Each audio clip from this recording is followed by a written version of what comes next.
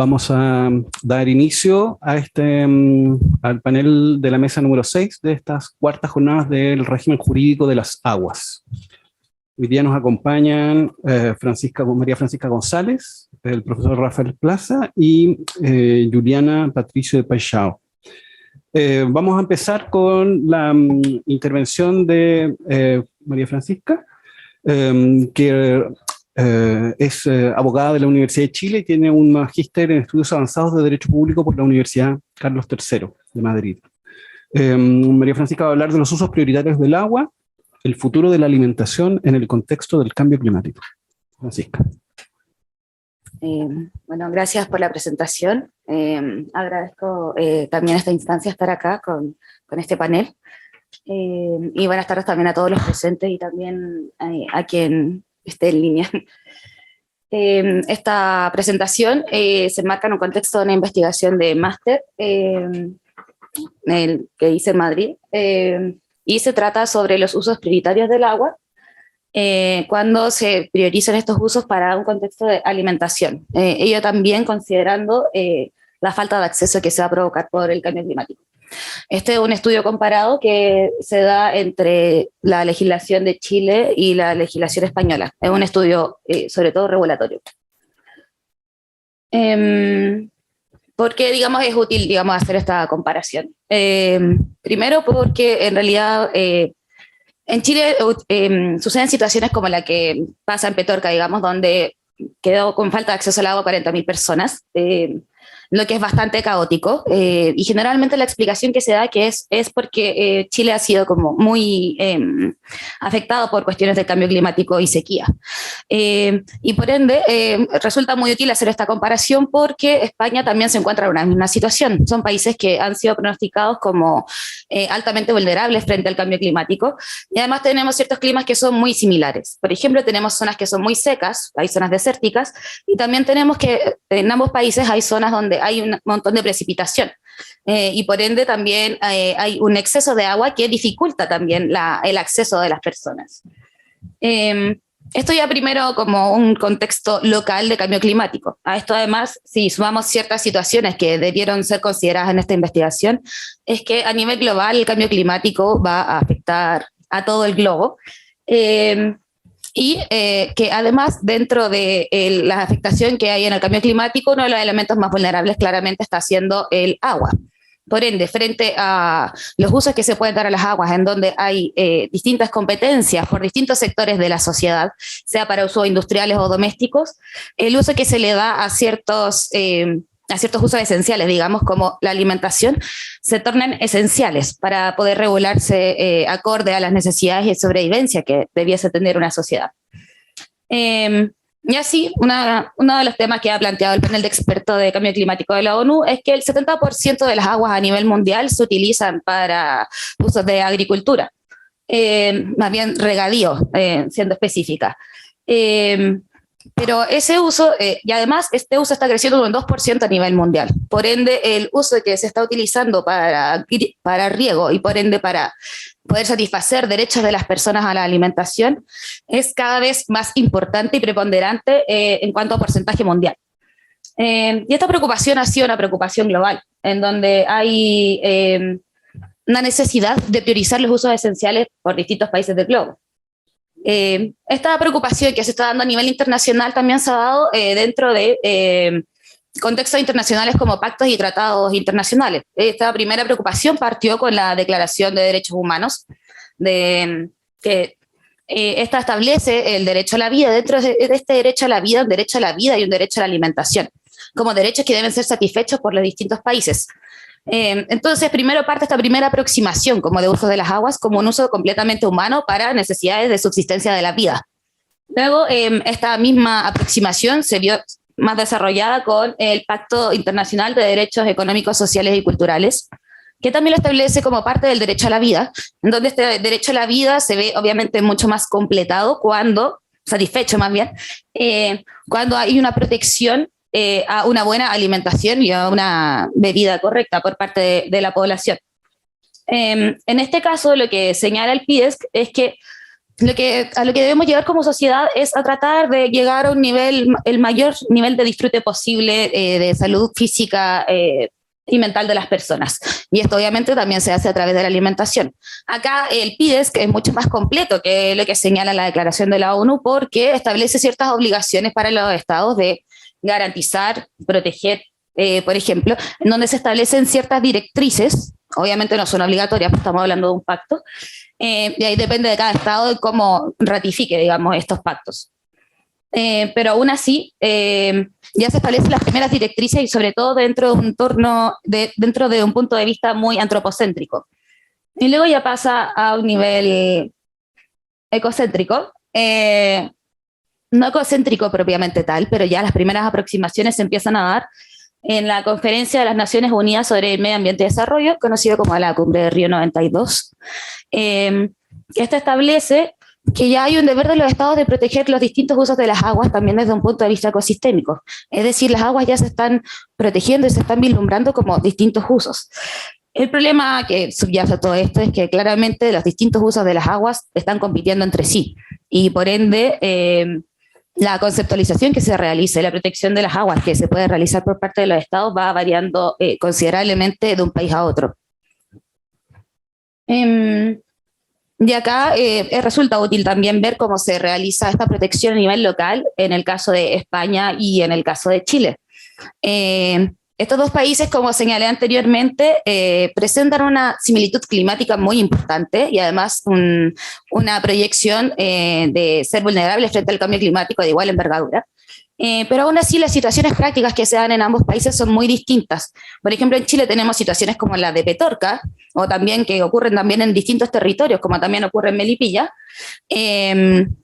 donde hay personas que tienen falta de acceso al agua y también por ende se ven vulnerados sus derechos a la alimentación y también derechos al agua potable propiamente tal, cuestión que no se da en España. Entonces acá nace la pregunta, y que es la pregunta de esta investigación, de por qué esto ocurre en Chile y no en España, siendo que tenemos el mismo clima.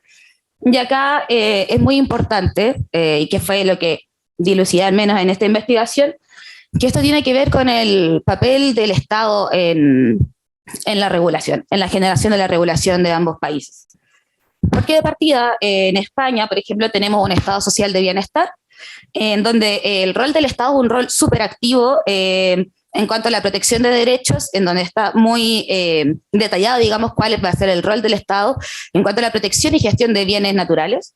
Y por otra parte tenemos acá el caso de Chile, que es un Estado neoliberal que si bien no se consagra como tal en la misma Constitución, sí se puede notar este papel ya en las actas de la Comisión Ortúzar, en donde hay más bien una omisión del Estado. ¿Y qué sucede con ello? Que los derechos de las personas, como este derecho a la alimentación o el derecho al agua, más bien se constituyen como desde un punto de vista de libertad. Y por ende, eso en contraposición implica que el Estado tiene una omisión en cuanto a su actuar. Y por último, una gran diferencia tiene que ver con la incorporación de España a la Unión Europea, que obviamente el papel de la Unión Europea es muy importante porque, por una parte, España al hacerse miembro de la Unión Europea, toma en sí la obligación de tener que incorporar toda su legislación, las directivas y también hacer caso a las comunicaciones que genera la Unión. Y obviamente el papel de la Unión Europea es como un líder en la lucha contra el cambio climático, lo que también se ve en el cuidado que genera sobre la gestión de sus bienes naturales.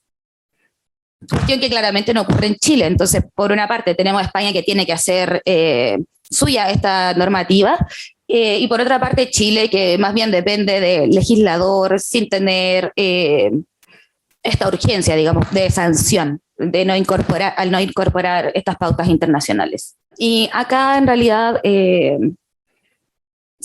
continuando en la línea de lo que señala la Unión Europea, claramente tiene un papel muy importante a nivel mundial sobre el ordenamiento de bienes naturales y sobre todo en cuanto a los bienes hídricos.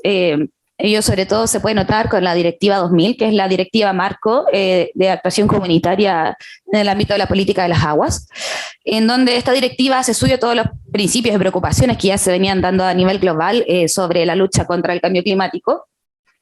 Y en esta se señala como un principio que un deber de los Estados miembros es salvaguardar y desarrollar los usos comerciales de las aguas. Entonces, por una parte se reconoce que hay distintos usos de las aguas, pero también el deber de los estados de salvaguardar estos distintos usos. Y por otra parte, se establece también un deber de los estados de salvaguardar a largo plazo estos distintos, este bien y sus distintos usos. Y también existen distintas comunicaciones sobre la Unión Europea que digamos, ha lanzado la Comisión. Dentro de estas comunicaciones, en realidad, todas hacen alusión a lo mismo sobre un uso resiliente de las aguas, un cuidado del uso sustentable. Pero para mí la más importante en torno a este trabajo de usos de las aguas para alimentación tiene que ver con la comunicación que plantea la estrategia de la granja a la mesa. En esta estrategia, en general, lo que señala es la importancia de las distintas actividades humanas en consideración al cambio climático y cómo estas deben tener un impacto cero en cuanto a las externalidades negativas, como a la generación de CO2. Y dentro de esto lo que señala es que toda esta cadena alimentaria debe tener un impacto neutro o un impacto que sea positivo y una producción que sea sostenible con mayor resiliencia. Y para ello, que lo que plantea también es un uso de los bienes hídricos que sea en torno a estas nuevas pautas, estas nuevas directrices. Y por tanto, se debe priorizar una gestión de los estados que sea sostenible en torno a los distintos usos que puedan tener las aguas. Y así también plantea ciertas ideas que son muy originales, que en realidad las planteo en el trabajo escrito de esta investigación.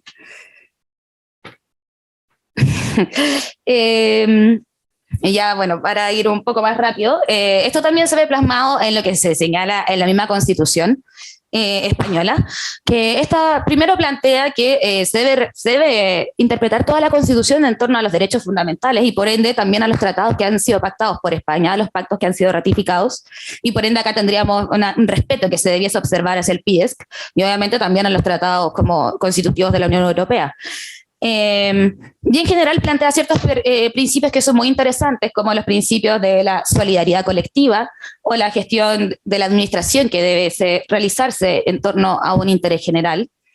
Y así también como una preocupación que debe tener la administración, que debe ser plasmada en la gestión de los recursos hídricos, que debe ser equitativa para todos los españoles. La Constitución chilena, en cambio, no aparece en principios de esta envergadura, lo que es patente para todas personas que puedan leerla. Pero sí se podría construir cierta línea interpretativa a través del artículo número 1 sobre el respeto al derecho a la vida y por ende un respeto a la alimentación, al derecho, una observancia y respeto y garantía al derecho a la alimentación. Pero en realidad no nos dice nada más, simplemente lo de siempre, la propiedad sobre las aguas y que una ley podrá limitarlo, pero no se establecen principios o pautas orientativas como sí ocurre en España, lo que nos da una primera diferencia importante sobre qué ocurre, digamos, en la práctica y situaciones de petorca que no ocurren en España. Ya en cuanto a la regulación sectorial, obviamente acá hice un tratamiento sobre la ley estatal española, no sobre las leyes comunitarias, pero en general también apuntan a lo mismo que ya se ha visto respecto de la Unión Europea, se han hecho suyas, digamos, estos principios y estas pautas sobre una gestión sostenible y una gestión de la administración que debe ser enmarcada dentro de un interés público al tener que otorgar estas concesiones de aprovechamiento de aguas, que lo tienen que hacer, digamos, con estas pautas, cuestión que tampoco ocurre en Chile. Y también que en caso de incompatibilidad se van a priorizar aquellos usos en los que se puedan cuidar mejor los bienes hídricos. Y luego claramente tenemos el caso de Chile, que en realidad solamente se establece una priorización de uso ya desde abril de este año, digamos, del 2022, pero en realidad hasta el momento la DGA tampoco ha otorgado estos nuevos derechos de aprovechamiento en donde podamos ver en la práctica bajo qué criterio se va priorizando, por ejemplo, en los casos de alimentación o subsistencia humana. Y esto simplemente nos viene a dar de nuevo luces acerca de la falta de potestad que tiene la administración para poder otorgar estos derechos de aprovechamiento en consonancia con las pautas internacionales sobre el respeto al derecho a la vida, derecho a la alimentación y derecho al agua.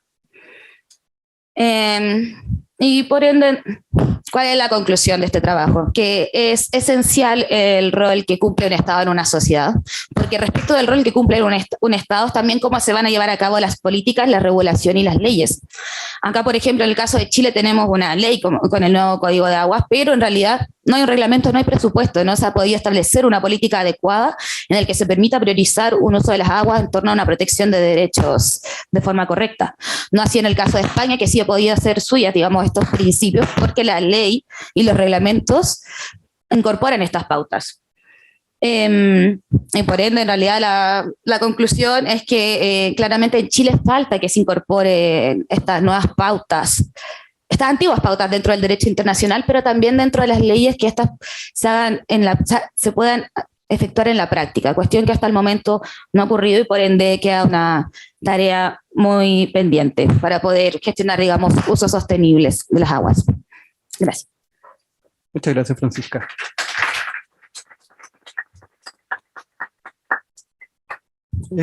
Siguiendo con las lecciones comparadas sobre la regulación de las aguas, que es el tema que nos convoca en esta mesa, vamos a escuchar al profesor Rafael Plaza, es abogado de la Universidad de Chile, tiene estudios de magíster y de doctorado tanto en NYU como en la Universidad de Melbourne. El profesor Plaza va a hablar de, va a exponernos una ponencia que se intitula Preparar el razonamiento, responsabilidad impostergable, lecciones y buenas prácticas en el derecho comparado. Muchas gracias.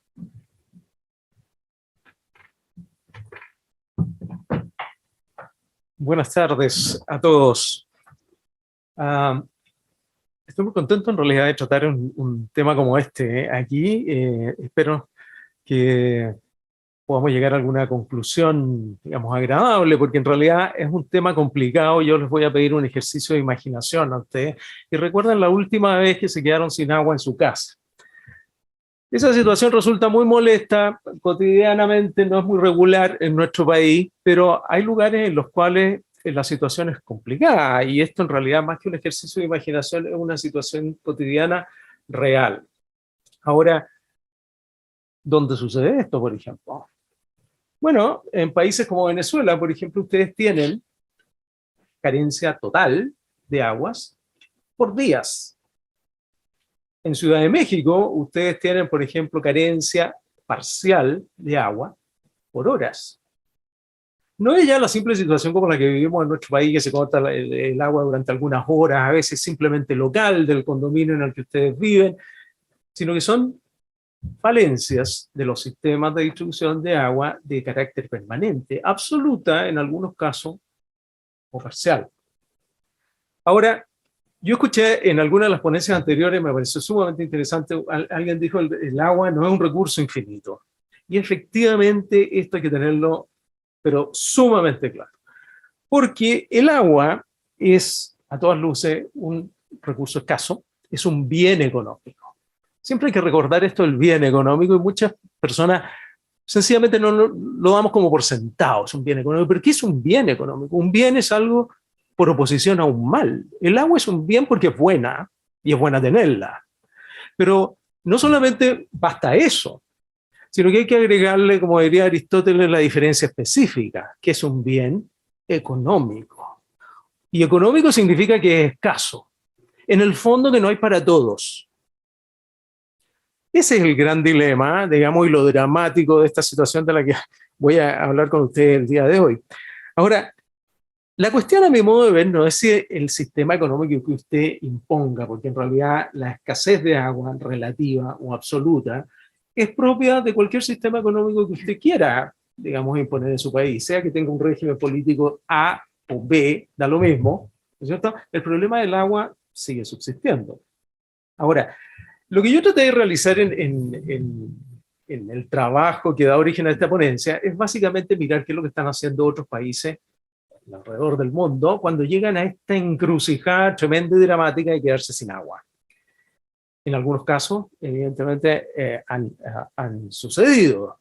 Ahora, la cuestión es cómo responde el derecho a esta situación económica. Entonces, mi perspectiva y mi metodología es una metodología jurídico-económica, de ver, en definitiva, cómo los sistemas normativos de otros países han afrontado este problema y si han tenido éxito o no han tenido éxito.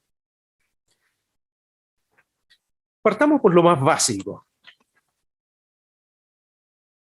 Cuando uno analiza el tema de del racionamiento de agua, se encuentra normalmente con problemas de falta de previsión por parte de la autoridad administrativa, cualquiera que ésta sea, y del corte ideológico que ustedes quieran, pero que en definitiva no ha hecho bien su tarea en algún minuto. Yo partí, al menos, estableciendo como objetivos generales de mi trabajo lo siguiente. Primero, examinar el fenómeno de crisis climática, ¿no es cierto?, crisis de escasez que vive nuestro país ya por alrededor de 10 años, y por otro lado, compararlo, en definitiva, con estas experiencias de una serie de países que me parecieron relevantes por los criterios que voy a mencionar en un momento más. Pero no sé si usted, y agradezco también, alguien habló de una de las ventanas filosóficas que es bueno abrir en estos temas, porque básicamente yo diría, y contestando una pregunta anterior, ¿cómo incluimos esto? Bueno, yo diría que habría que volver a los clásicos, porque en realidad los problemas jurídicos en el mundo son como recurrentes en el fondo, y los problemas económicos son aún más recurrentes. Si ustedes recuerdan, hay una expresión que viene de la filosofía y de la mitología griega, digamos, que es la espada de Damocles. Bueno, Damocles era un tipo una espinita, podríamos decir, del siglo IV antes de Cristo, de Dionisio I, que era un tirano de Siracusa, y que en definitiva Damocles era un adulador del poder. Y este personaje andaba propalando que Dioniso era fantástico, que era estupendo, digamos, como gobernante, etcétera, etcétera, hasta que Dioniso le dijo, bueno, ponte en mis zapatos durante un día. Y funge como rey. A lo cual le pareció fantástico, se dio banquetes, lujos, todo lo demás, pero al final del día se dio cuenta de que sobre el trono pendía esta espada, digamos, afiladísima de una crin de caballo. El racionamiento de agua es para nosotros una espada de Damocles.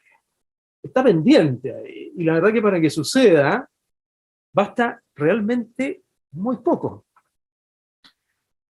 Hay ciertos principios jurídicos fundamentales, a mí me parecen, establecidos por la reforma del Código de Aguas que nos dan, de alguna manera, el contexto en el cual nuestro sistema normativo aborda el problema del racionamiento. ¿Y cuáles son esos principios jurídicos fundamentales? Yo diría, el primero, el reconocimiento del derecho al acceso al agua potable y al saneamiento, que no estaba sino en la introducción del artículo 5, nuevo.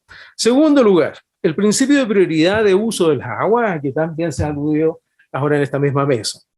Tercero, el principio del interés público. O sea, ¿qué es lo que puede hacer el gobernante cuando llegamos a la condición en que el racionamiento es, ¿no es cierto?, necesario? Y cuarto, una serie de principios multifactoriales que están establecidos también en la reforma y que dicen relación con criterios geográficos, climáticos, de disponibilidad de recursos y, en definitiva, de gestión de las aguas a la medida de una cuenca hidrográfica.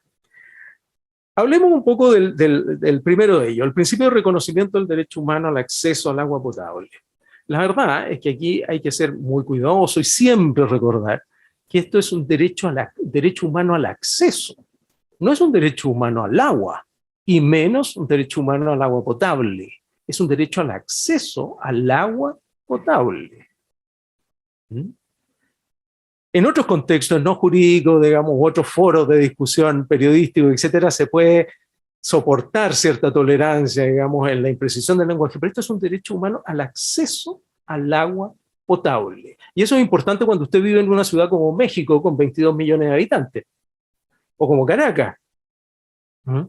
Bueno, sepan ustedes que en México, por ejemplo, el 18% de esos 22 millones de habitantes no recibe agua potable.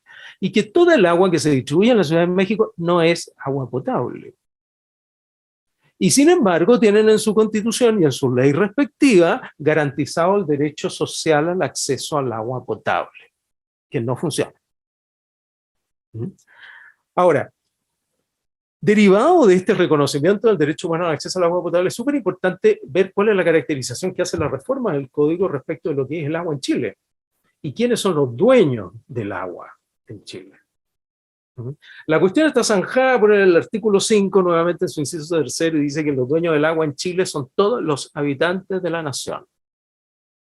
O sea, las personas que habitan la nación. Pero aquí yo sostengo, digamos, y es muy discutible, y ustedes podrán o no estar de acuerdo conmigo, pero que hay una disociación entre el concepto civil y el concepto que utiliza el Código de Aguas para tratar la titularidad del dominio de las aguas en nuestro país que habilitan este reconocimiento del derecho al acceso al agua potable cuando ello procede. Porque una cosa es que usted sea dueño del agua y otra cosa es que tenga el derecho al acceso al agua potable, que no es lo mismo. Ahora, ¿dónde está esta disociación? Digamos, por si a alguno de ustedes le interesa. Bueno, que bajo el Código Civil, ante el artículo 589, que trataba de los bienes nacionales de uso público, estos bienes, estas cosas buenas, bienes, eran de la nación. Y la nación las podía utilizar sin pedirle permiso a nadie, público, de uso público. Pero la nación estaba configurada, de acuerdo a la jerarquía constitucional, etcétera, etcétera, como un criterio económico, sociológico, cultural, ¿no es cierto?, de un grupo de personas que viven en un territorio determinado, delimitado, ¿no es cierto?, por frontera y que comparten ciertos lazos de cosas.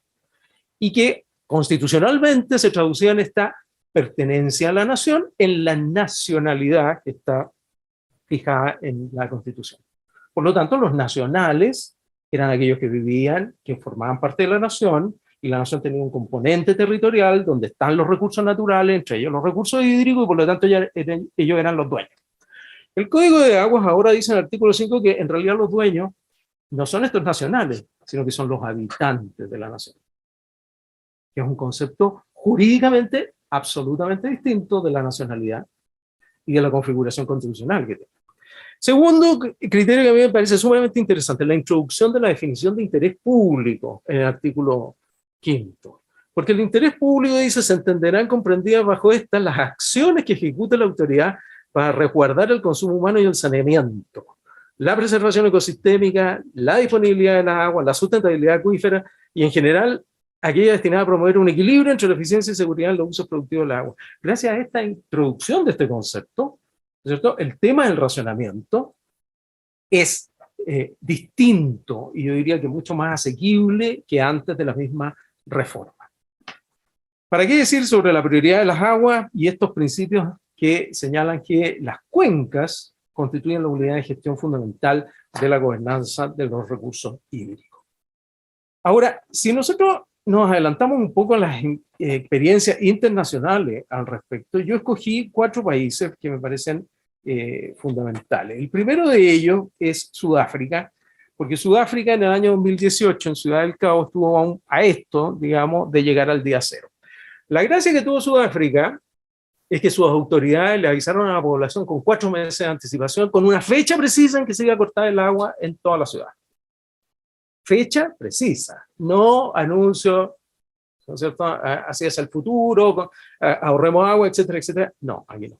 Ahora, el problema es que esas mismas autoridades se habían descuidado y no habían hecho obras de infraestructura porque Ciudad del Cabo tenía un solo reservorio de agua que se nutría de aguas pluviales y que durante muchos años, digamos, el número de población de la Ciudad del Cabo con las precipitaciones de la región se neteaban y hacían posible la sustentabilidad de este reservorio.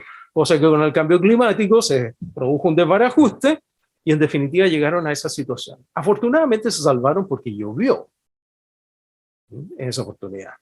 Pero lo importante aquí, la experiencia de Sudáfrica que hay que tomar en cuenta aquí, es, uno, la mayor o menor proactividad de las autoridades gubernamentales en la planificación del recurso hídrico y en la construcción de obras de infraestructura determinados por la cuenca donde se encuentran. Y en segundo lugar, diría yo, la comunicación efectiva a la población y el involucramiento de la población en estas medidas de restricciones en el consumo de agua. Por ejemplo, se hizo muy famosa una campaña que involucró, por ejemplo, a ciertos artistas en Sudáfrica que acortaron sus canciones de moda, ¿no es cierto?, a 4 minutos y las modificaron, ¿no es cierto?, diciéndole a la gente que tenía que ahorrar agua. U otra campaña que se hizo también, dejémoslo café, la traducción, que es en definitiva que usted no tenía que tirar la cadena cuando fuera al baño, digamos. Si estaba amarillito, café, lo contenido, déjelo ahí. Déjelo ahí hasta la próxima oportunidad. Son medidas de involucramiento efectivos, ¿no es cierto?, de la población, con la participación ciudadana, que debían estar presentes y que rindieron efecto, porque imagínense ustedes, con estas medidas y con el aviso de 4 meses de anticipación, se redujo el consumo de agua domiciliario de Ciudad del Cabo en un 50%. O sea, tremendamente efectivo. Después tenemos a Israel. Israel es un caso muy interesante porque además tiene una historia con el tema del desarrollo de las tecnologías de la desalinización en los años 60, etcétera, etcétera, motivados por la guerra de los 6 días, en que para ellos la cuestión del agua y el uso del agua es una cuestión estratégica de defensa y de seguridad nacional. No es otra cosa. Y lo otro simpático que tiene Israel es que permite en un nivel de igualdad, imagínense lo que es esto, en un nivel de igualdad, la seguridad hídrica y los usos productivos con el consumo de las personas. No como acá, que tenemos usos prioritarios ahora con la reforma del código. No, allá es a un nivel constitucional, ¿no es cierto?, el balance o el equilibrio entre la función nuestra, la terminología nuestra, de subsistencia, con la seguridad nacional. Bueno, ustedes saben las circunstancias que se encuentra Israel y todo lo demás, pero ellos han pasado con medidas de este carácter y una fuerte inversión pública y privada, y alentando las asociaciones público-privadas y la innovación en tecnología y el desarrollo de tecnología, pasar de una situación de escasez hídrica a una abundancia hídrica. Ellos han sido geniales en varios aspectos, pero hay dos que me parecen fundamentales. Obvio, evidentemente, la desalinización por muchísimos años a la fecha. Segundo, el desarrollo de nanotecnologías para estas membranas que perfeccionan la desalinización. Y en tercer lugar, el uso de la reutilización de los recursos, de las aguas servidas. El 70% de las aguas servidas se reprocesan en Israel y se utilizan para cuestiones agrícolas. En Australia estuvo en el año, yo no me acuerdo, creo que en el año 2009, a mí me tocó ver los mega incendios forestales de Australia que se repiten con cierta frecuencia allí y que imponen una serie de restricciones a las ciudades, como por ejemplo Melbourne no regaba para nada sus parques. Se secaron todos los parques en la ciudad de Melbourne en Australia durante un cierto tiempo. Había restricciones de todo tipo, con tasas y con multas muy fuertes a las personas que en definitiva ocupaban más agua de lo que estaba permitido. Y ellos, los australianos, al igual que Chile, tienen una iniciativa nacional del agua, solo que funciona de una manera bastante distinta. Los australianos, además, dentro de esta iniciativa, cuentan con ciertos programas y subprogramas. Uno de esos programas es el llamado Your Home, que es básicamente reconocer que en realidad el causante de la falta de agua es usted y su familia. Entonces, las políticas públicas australianas están enfocadas en un involucramiento y en la responsabilidad individual de las personas en el uso y la gestión del agua. Más que políticas públicas que son de responsabilidad de un ente que funciona en alguna parte, digamos, no, es usted a nivel local y territorial. Así, por ejemplo, este programa, Your Home, se basa o tiene contenidos muy específicos. Por ejemplo, reducción de consumo de agua, evidente. Segundo, recolección de agua lluvia. Tratamiento de aguas residuales en casa. O sea, las aguas grises que llaman los australianos, las que son del lavado, ¿no es cierto?, del lavado de manos, los platos, etcétera, etcétera. Y otras que son las aguas negras ya de los sanitarios, propiamente tales. Después, cuarto, aguas al aire libre. Esto es incorporar en todas las políticas de uso del agua pública en espacios públicos las técnicas modernas, ¿no es cierto?, de diseño de jardines, utilización de especies que consuman menos agua, etcétera, etcétera, etcétera. Y por último, el saneamiento y los servicios sanitarios. ¿Cuál es el valor de esta propuesta australiana? Es que básicamente refuerza la idea de responsabilidad individual y colectiva con el medio. Y por último, el otro escenario que analicé es el de Ciudad de México, que en parte ya se lo he adelantado, pero que tiene cosas interesantes, como por ejemplo, a una escala mucho mayor que la que es permitida por nuestro sistema normativo en Chile, permite el cambio de fuentes de abastecimiento. Por ejemplo, se sabe que el acuífero que existía, porque casi se encuentra completamente agotado, bajo la Ciudad de México, y en que se asentaba la antigua Tenochtitlán y ahora la Ciudad de México, se encuentra agotado y tienen que traer agua de otro sistema, de otro acuífero. Esto es lo que en Chile sería un cambio de fuente de abastecimiento del sistema Lerma-Cutzamala, que se llama. Y traen nada menos que 23 litros por segundo, ¿no es cierto?, a la Ciudad de México para mantener estos 22 millones de habitantes, de los cuales solo el 18% no recibe agua. Vamos concluyendo, profesor. Y ya me queda poco, ¿no? No, se pasó. Me he pasado ya. Bueno, vamos a terminar después con las preguntas, podemos continuar. Pero como ustedes pueden ver, en México sí existen estos derechos sociales, ¿no es cierto?, absolutamente reconocidos, con las normas que los desarrollan a nivel legal y reglamentario, etcétera, etcétera, etcétera, y aún así tenemos la espada de Damocles. Para finalizar, yo les solo voy a mencionar, digamos, un leve proverbio popular que lo puse al inicio de mi... Una cosa es invocar al diablo, el razonamiento, y otra vez le llegar, en definitiva. Los sistemas jurídicos invocan al diablo, ¿no es cierto?, hacen reglamentos, leyes, constituciones, etcétera, etcétera, el razonamiento, pero otra cosa es con guitarra, en definitiva. Bien, abierto las preguntas. Muchas gracias, profesor. La tercera presentación de esta mesa está a cargo de Juliana Patricio de Paixão, que es abogada, doctoranda en Derecho Regulatorio por la Fundación Getúlio Vargas de Río y tiene una maestría en Derecho de la Universidad Federal Fluminense. Nos va a hablar, Juliana, sobre el nuevo marco legal del saneamiento básico, asignación óptima de recursos escasos ante la regionalización y el federalismo cooperativo. Juliana, te escuchamos, tienes 15 minutos.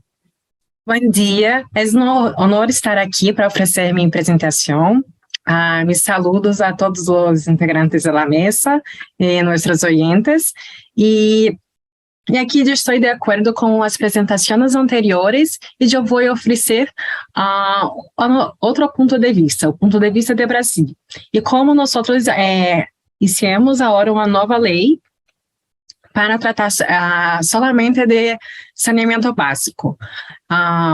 Nós já tínhamos uma lei específica para a água, pero agora nós, durante a pandemia, necessitamos uma lei para saneamento básico, então nós temos novos instrumentos, institutos, e por isso a mim me gostaria falar um pouquinho disso.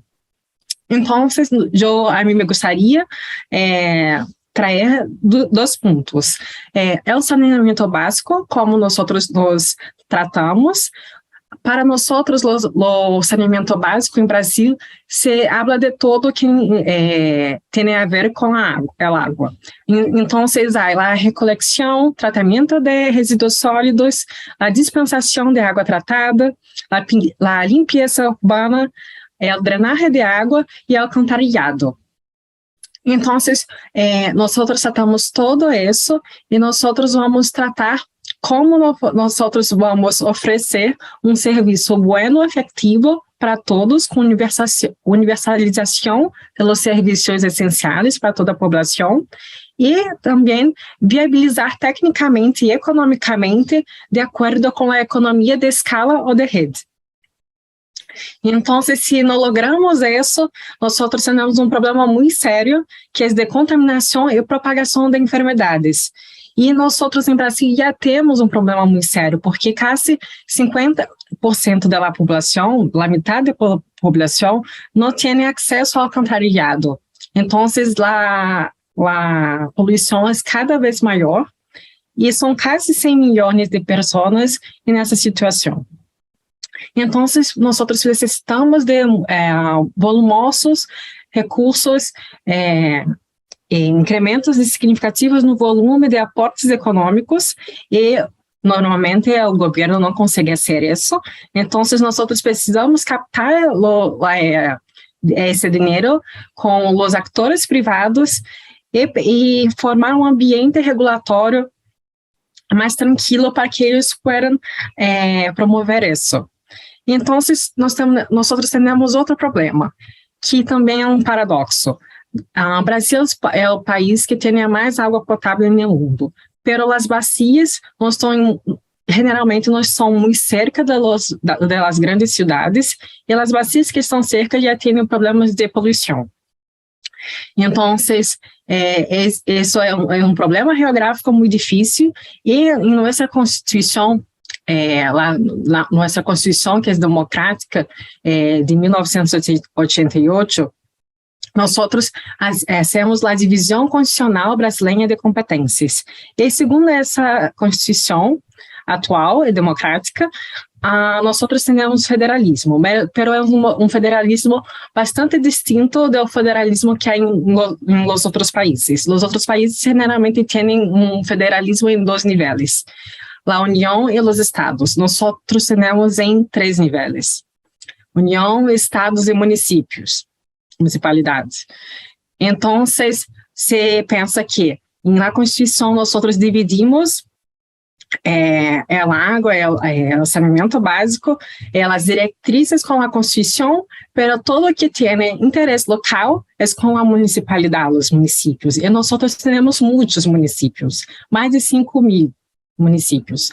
Então, há cidades muito pequenas que não têm dinheiro suficiente para ter uma dispensação de água, ao contrário, e isso é muito difícil. Como vamos pensar toda essa situação? E há outro problema. Como aqui nós fazemos eleições a cada 4 anos, poucos políticos tentam investir, poner dinheiro nessa área, porque generalmente o saneamento básico não se vê. Nós não há grande obra que se vê, se pode abrir e ter mais votos por causa disso. Então, como está barro de suelo, a gente não vê e não se acorda para votar. Então, os políticos generalmente em Brasil não têm interesse de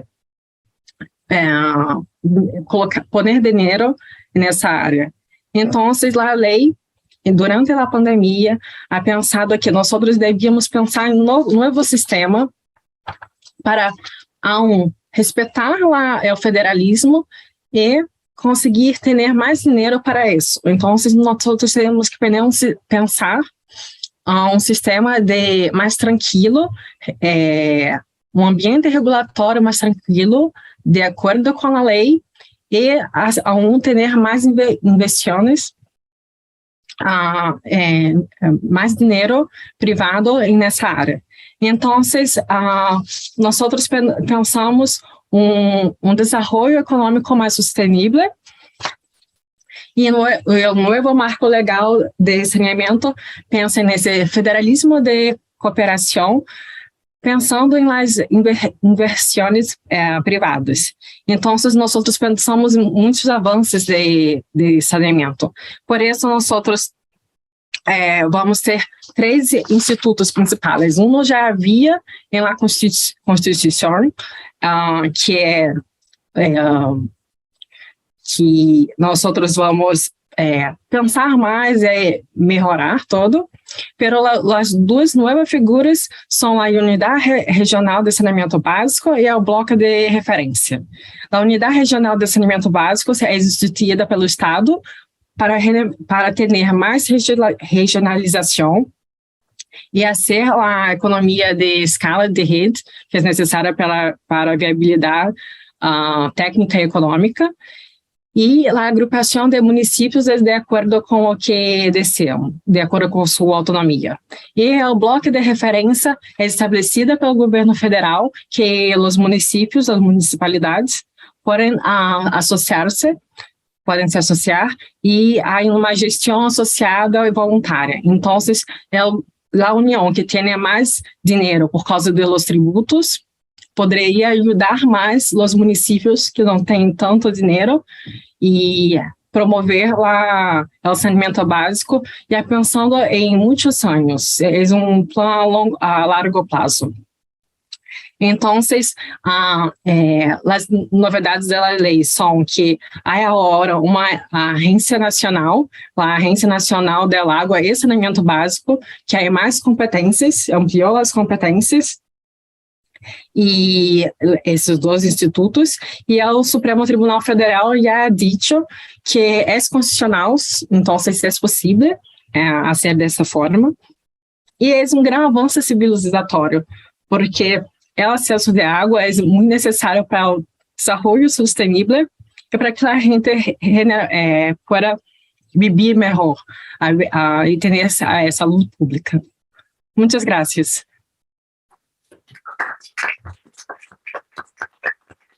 Muchas gracias, Juliana. Vamos a ofrecer la palabra al público digamos, para provocar algunas preguntas en relación con estas ponencias. De Felipe Contardo, para el profesor Rafael Plaza. Se exponen los casos internacionales especialmente a propósito de campañas que apuntan al cambio individual. Pero aquello es útil en Chile cuando solo el 9% del uso del agua dulce es para uso sanitario y agua potable. Hay una real responsabilidad, como dice su título, cuando los mayormente responsables no cambian significativamente sus hábitos productivos. Gracias por la pregunta. Eso puede ser muy discutible, porque en realidad los usos del agua, tal como señaló María Francisca, en Chile, por ejemplo, el 70% son de usos agrícolas, y están concentrados básicamente en eso. Luego viene la minería y otros usos industriales con un 30%, y la verdad es que a mí me gusta la pregunta, porque en el fondo cuestiona las circunstancias de, bueno, ¿cuán eficaz es la responsabilidad individual de los ciudadanos de a pie, nosotros, en relación con otros grandes consumidores de agua? Bueno, yo tengo particular postura al respecto. Yo creo que los pequeños cambios, ¿no es cierto?, y los cambios los motivamos las personas en el fondo, ya sea con nuestros propios hábitos de consumo o bien con el ejemplo que damos a los demás y las cosas que toleramos o no toleramos en una sociedad democrática. ¿Ah? Es muy distinto, digamos, su propia postura de ahorro en el consumo del agua en un país, no sé, o cualquier otro, digamos, de cualquier corriente, en que su gobierno no es democrático y en que, en definitiva, los usos prioritarios están vinculados a unas planificaciones que no tienen necesariamente que ver con su propia disposición a utilizar el agua para sus propios proyectos con una utilidad, diría yo, o con una retribución individual. Ahora, las campañas que se han hecho en otros países, y ahora metiéndome en el tema de la metodología comparativa, en lo que yo al menos observé, en algunos países resultaban exitosas y en otras no tanto. ¿Dónde resultaban exitosas? Por ejemplo, en Sudáfrica se dio una dicotomía interesante, porque las campañas resultaban de mucho conocimiento del público y de la participación ciudadana, y la gente se involucraba, etcétera, etcétera, pero el efecto de esas campañas eran contrarrestados por ciertas actitudes de las propias autoridades que iban en el sentido contrario. Entonces, la consistencia entre la participación pública y la participación privada en las campañas de ahorro de agua, por ejemplo, son fundamentales. Ahora, por ejemplo, en México hay una concientización permanente de la gente sobre el uso del agua. Y eso que, piensen ustedes, Ciudad de México es distinto a Chile, climatológicamente hablando. Ellos tienen una etapa lluviosa, la mitad, y una etapa seca. Nosotros teníamos nuestras estaciones claramente diferenciadas antes que interviniera la crisis climática, digamos, y estamos derivando hacia algo parecido a la climatología de Ciudad de México. El problema es que en Ciudad de México, por ejemplo, la gente consume agua a destajo, tanto es así que han tenido que cambiar de fuente de abastecimiento, y hay otras personas, en definitiva, para los cuales la campaña que usted haga no va a tener los efectos esperados. También hay un problema de, yo diría, eficacia o no de las campañas dependiendo del nivel socioeconómico al que usted apunta. Por ejemplo, en Australia, las acciones o las exhortaciones de las autoridades públicas a el ahorro del agua iban acompañadas necesariamente con una tabla de multas, digamos, progresivas para usted, dependiendo de dónde se encontraba usted, su casa o su emprendimiento, su industria, etcétera, etcétera, y en definitiva cuál era su ubicación en las tasas de impuestos que usted pagaba en Australia. Claramente, ese nivel de sofisticación legislativa no se lo podemos pedir a nosotros, a nuestros legisladores en Chile, yo creo, en mi opinión, ¿eh? Pero hacen la diferencia total. Porque una iniciativa de agua como la de australiana versus una iniciativa de agua meramente indicativa como la que tenemos en Chile, que forma parte de la Estrategia Nacional de Recursos Hídricos 2012-2025, digamos, no tienen absolutamente nada que ver una con la otra. Insisto, yo creo que los grandes cambios están al nivel de las personas, y esas personas motivan en algunas sociedades democráticas cambios fundamentales que no son posibles en otras configuraciones políticas. Muchas gracias. Tenemos una pregunta para Juliana. ¿Cómo se asegura la gobernanza del agua en las empresas sanitarias municipales? ¿Participan los usuarios?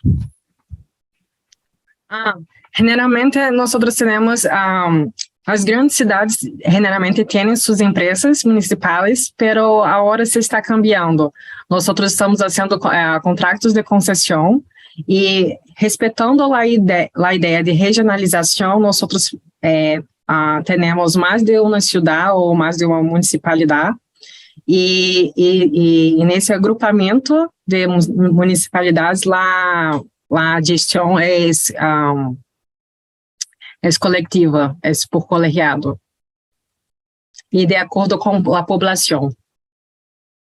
De acuerdo, sí.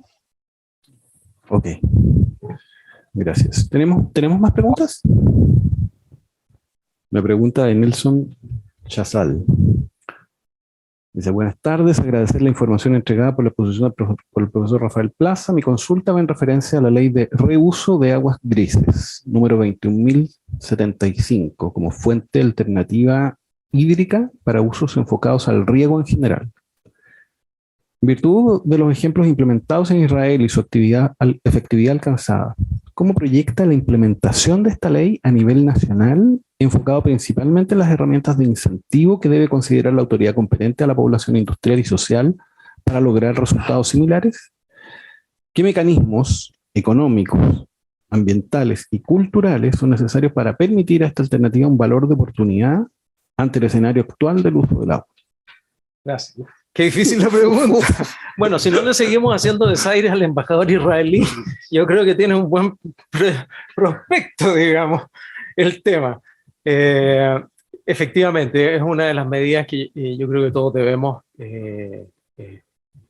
considerar.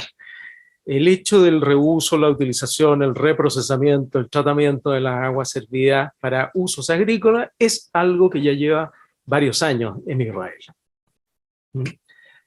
Y con mucho éxito. Ahora, en Israel, además, hay una cosa que es muy interesante y que constituye un incentivo jurídico económico, así que respondiendo exactamente a la pregunta. Resulta que si usted tiene una empresa dedicada a este rubro, reutilización, reprocesamiento de agua servida, etcétera, etcétera, etcétera, en una fase inicial recibe ciertos subsidios por parte del Estado que se retiran luego de un periodo. Y básicamente porque las tecnologías evidentemente tienen un costo inferior en Israel, que las ha desarrollado, que una vez que son exportadas a países como los nuestros. Labor del embajador israelí, digamos. Ahora, la cuestión es la siguiente: cuando usted ingresa a este mercado de reprocesamiento o tratamiento de agua servida en Israel, usted ingresa a un mercado relevante distinto. El concepto de mercado relevante es en economía fundamental, porque hay mercados que involucran industrias enteras, y hay mercados que involucran una parte de la industria en un lugar determinado, etcétera, etcétera. En consecuencia, el análisis económico y, por ende, el jurídico económico apunta a estos mercados relevantes. ¿Y cuál es este mercado relevante? El del tratamiento de aguas servidas. Por lo tanto, el precio del agua reprocesada o retratada en Israel es distinto al del precio del agua para consumo humano y función de subsistencia, mutatis mutandi, digamos, con el marco normativo chileno.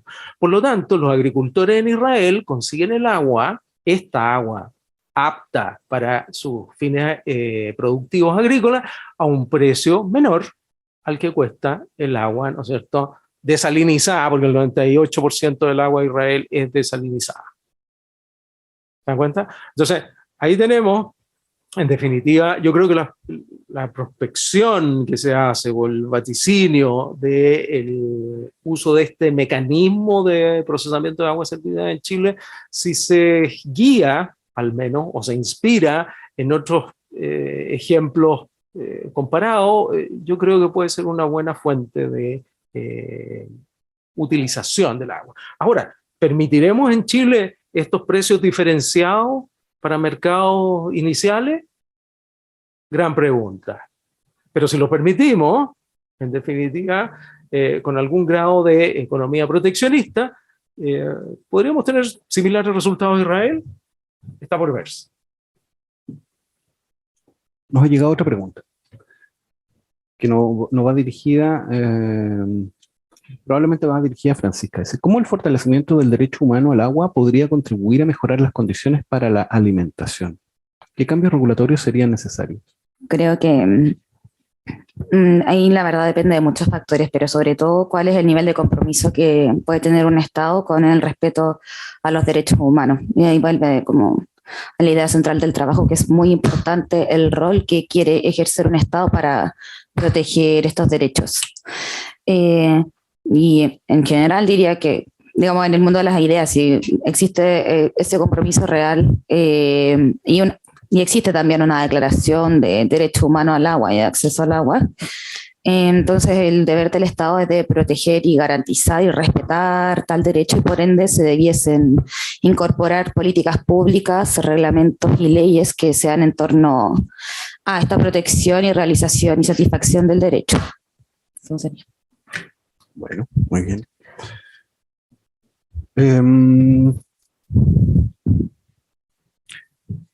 Creo que estamos con esto, ¿no? Hemos tenido una discusión súper interesante a este mediodía, con 3 enfoques diferentes, pero que nos plantean, bueno, la necesidad de estar mirando un poco las experiencias comparadas, las experiencias de otros países que han vivido problemas similares. Estamos, digamos, enfrentando en este momento un escenario en el cual no tiene mucho sentido mirarnos el ombligo, ¿no? Entonces el derecho comparado entrega algunas pistas interesantes para la evolución futura de nuestras instituciones. Agradezco mucho a María Francisca, a Rafael y a Juliana por su participación en esta mesa, y los dejo sin más. Bueno, escuchará esto en el Zoom, espero. Muchas gracias a todos y a todas por participar, a quienes están aquí presentes y a quienes se conectaron por Zoom ayer y hoy día. Por supuesto, a nuestros expositores de esta mesa y de las mesas anteriores, a los profesores y profesoras del Centro de Derecho Ambiental y del Centro de Regulación y Competencia, que han ejercido como moderadores y moderadoras en estas jornadas y que han organizado además estas jornadas, a la profesora Tena Selume de la Universidad de San Sebastián, que también es parte del comité de organización de estas jornadas, y a Victoria Belemi, que es nuestra coordinadora del programa conjunto de aguas entre el CDA y el Centro de Regulación y Competencia, que se manifiesta principalmente en estas jornadas que suceden cada 2 años. Con esta mesa damos por concluido estas jornadas, dije jornadas como 10 veces, pero bueno, este evento, y les agradecemos nuevamente a todos y a todas, que estén muy bien, hasta luego.